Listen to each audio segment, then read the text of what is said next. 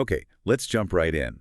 Today we're doing a deep dive into the Indian beverage market, and the scale is it's monumental. It really is. We're talking about a sector that's worth, what, around 80 billion US dollars today? 80.11 billion to be Yeah. exact, and it's projected to shoot up to almost 155 billion by 2035. And that growth story, it's really about what our sources are calling the Friday paradox. The Friday paradox. I like that. The shift from, your morning coffee to your evening drink. Exactly. But what's really fascinating is the core battleground. It's not just about market share in the traditional sense. The industry has a term for it. Cool. They call it share of throat. Share of throat. Wow. That sounds almost predatory. Well, it's clinical. Think about it. Every person has a finite liquid capacity, right? Maybe 2-3 liters a day. Okay, sure. The goal is to replace every single sip you take that isn't from a commercial product, say your tap water, your homemade chai, with a profitable Skippy-U. A stock-keeping unit.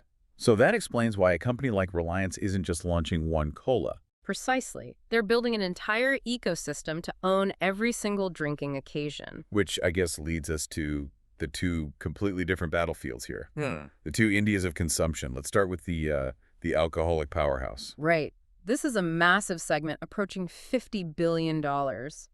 And India is a huge outlier globally. How so? So global alcohol volumes are actually, well, they're shrinking, down about 1% in the first half of 2025. But not in India. Not at all. In India, volumes are up 7%. We're completely bucking the trend. And is that just more drinking, or is something else going on? This idea of drinkflation? It's definitely the value story. People are trading up. The premium and above segment grew even faster at 8%. Is it about status, an accessible luxury? Absolutely. And it's overwhelmingly a brown spirits market. You have to remember, whiskey alone is something like 64% of the volume for Indian-made foreign liquor. Okay, so that's the India of the evening? What about the other side of the coin? The India of the morning, the non-alcoholic giant? Yeah, that's a $32 to $35 billion space. And the real margin, the future, isn't just in your classic sodas. It's the health-conscious stuff. It is. Yeah. Health and functional beverages are just exploding. We're talking an almost 12% compound annual growth rate. And you can't ignore the quiet giant either. Packaged water. Right, a $3.6 billion market on its own. Growing steadily at nearly 9%. It's a huge, consistent business. So daily consumption is moving toward health. But the big structural fights, the real disruption, that's happening at the other end of the spectrum, isn't it? Yeah. The cola wars just had a geo moment. That is the perfect analogy. The Coca-Cola and PepsiCo duopoly was, basically untouchable for decades. And then Campo Cola came back. Backed by Reliance. And they just weaponized the 10 rupee price point. A bigger bottle, a more aggressive price. It completely reset the terms of engagement. And the numbers are shocking. The data shows that between January and September of 2025, so less than a year. Yeah, get this. The duopoly's combined market share fell from 93% down to about 85%. An 8% drop. In a market this stable, that's an earthquake. It is. Now let's pivot for a second back to the morning, to what you could call the coffee paradox. Right. We're a world-class producer of coffee. Top tier. Yet our per capita consumption is tiny. It's 0.07 kilograms per year. And the global average is? 1.3 kilograms.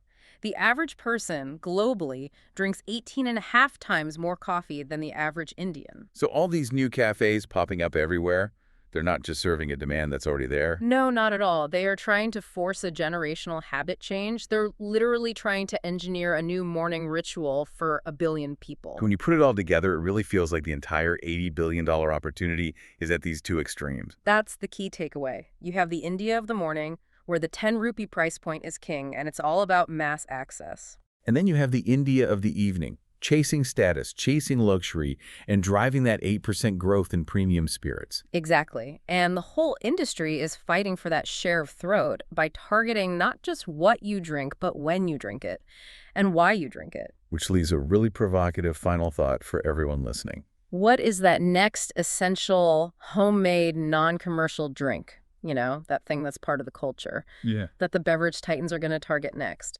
Because converting that into a profitable SKU, well, that's the next big wave. Mutual fund investments are subject to market risks. Read all scheme-related documents carefully.